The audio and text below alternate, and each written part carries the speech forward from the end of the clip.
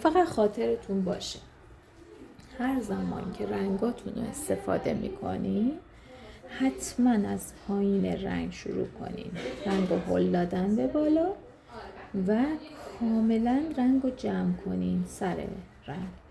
چون وقتی که این حالتی شما این رنگ نصفش پایین بمونه نصفش بالا، پیگمنت های رنگی چون مواد شیمیایی کم کم از هم باز میشه و اینکه مثلا میبینی مثلا یک قسمت مثلا وقتی رنگ رو میریزی میبینی یه قسمت هایی از مثلا رنگ که داری انجام میدی یک رنگه، یه قسمت هایش یه رنگ دیگه.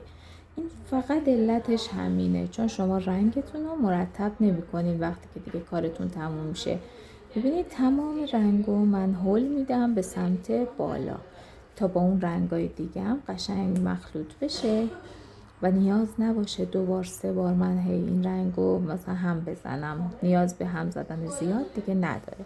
ولی اگه شما بخواید مثلا مثل حالت مقطع باشه رنگتون، مسلما بارها باید هم بزنید.